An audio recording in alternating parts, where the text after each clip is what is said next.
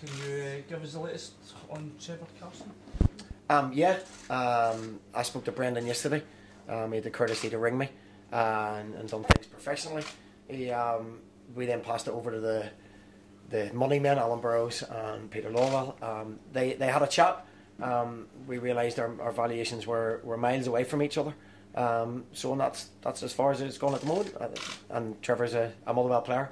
We'll stay a Motherwell player until our valuations met. Any indication whether or not Celtic might be coming back in with an improved offer? I've no idea. I can't make decisions for Celtic. What I do know is Trevor Carson's very much committed to Motherwell.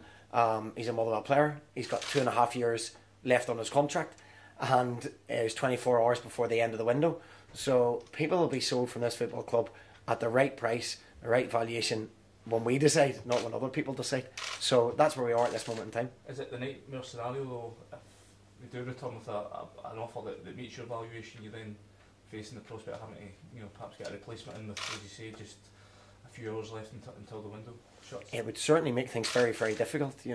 People's valuations go up and down depending on, it's not a set thing. If somebody bids on the 1st of January compared to the 30th, it obviously the timescale to replace him is very, very difficult. So it would have to be a very good bid to replace him and for us to let him go. But yeah, that would be the nightmare scenario. Obviously, every player at this football club has got a value and they're a saleable asset. But we always have things that we can do. Whether you can do that in 24 hours remains to be seen, and hopefully it won't come to that. As part of the, you're talking about the valuation has to, the bid has to meet your valuation of Trevor, but is there also part of you that thinks what an incredible opportunity that would be for Trevor to go out of a club like Celtic? Does that have to come into your sort of thinking as well? Of course, it's not played. I understand what it's like, and I've had moves, and sometimes you can get money that transforms your life and that. But at the end of the day, it has to be Motherwell Football Club's decision. We have got a valuation. We're a selling club. We get 3,500, 4,000 people, and we don't have a benefactor. So we will sell players, and I have absolutely no doubt Trevor Carson will possibly go on to a bigger stage. He's potentially could be Northern Ireland's #1 by the summer. He's playing. He's in super form. But again, that'll be a valuation that we decide, and nobody will dictate that but for us. I suppose that the club do deserve credit for bringing Trevor in, with that small amount of money as possible, and now maybe not selling them on, but the model that this club is working on in terms of the transfer market deserves credit.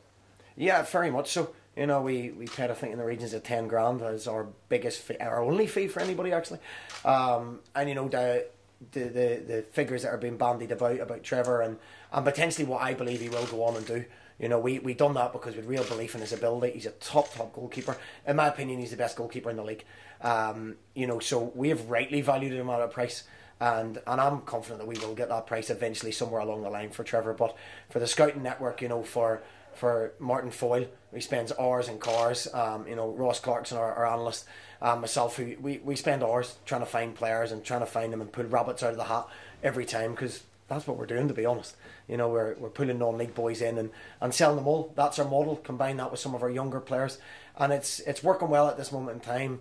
But you have to stand strong, and otherwise I might as well pack my bags and away we go. You have to stand strong until there's a valuation met, and then we go again and try and find the next Trevor Carson. But until then, he's very much our player. With Louis Moult leaving at the beginning of the window, everyone's saying it's such a big loss to the club.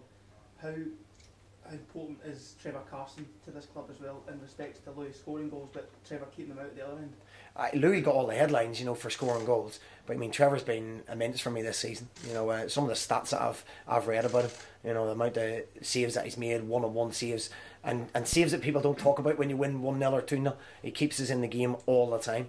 We obviously Louis was a massive loss for us, but Curtis Main's come in now and scored 2 goals in 3 games. So players are replaceable. But we have to keep making sure we find those players, and it's not easy. And there's only one person suffers from that, But we're confident that Trevor will stay at this moment in time.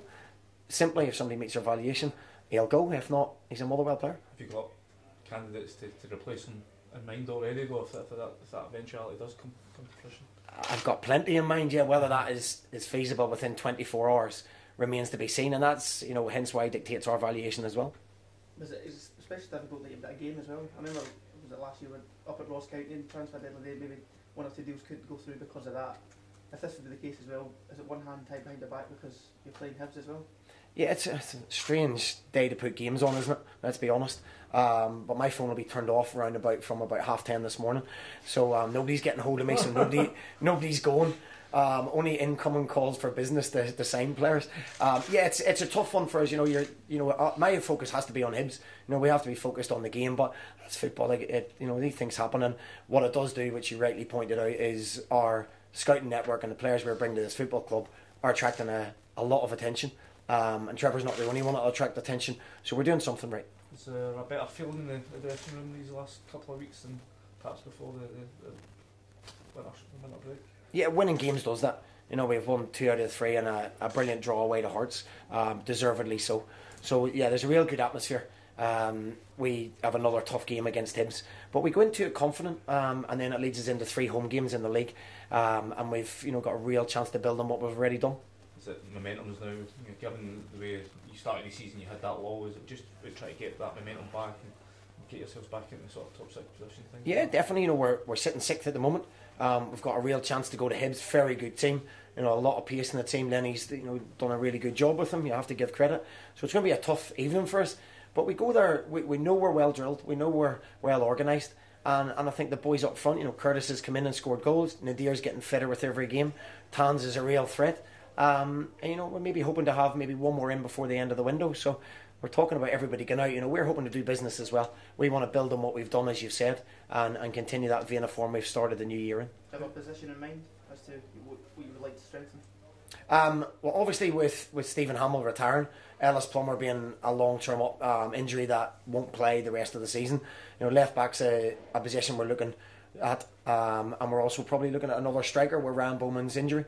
So we're quietly confident we'll get something done in the next 24 hours. How is Ryan? He's going to be out a minimum of 4 to 6 weeks. He'll probably have to play while masked when he eventually does. It's a real freak injury in training, but these things happen and you have to deal with them. George Newell's carrying a hamstring injury as well, and Elliot Frear's still not 100% right. So there are forward players that's caused me a little bit of a problem in the window. So we'll try and rectify that in the next 24 hours. Any other team news ahead of tomorrow night? No, apart from that, Elliot Frear started training but not fit enough probably to be involved. Ryan Bowman will be out. Ellis Plummer obviously a longer term injury.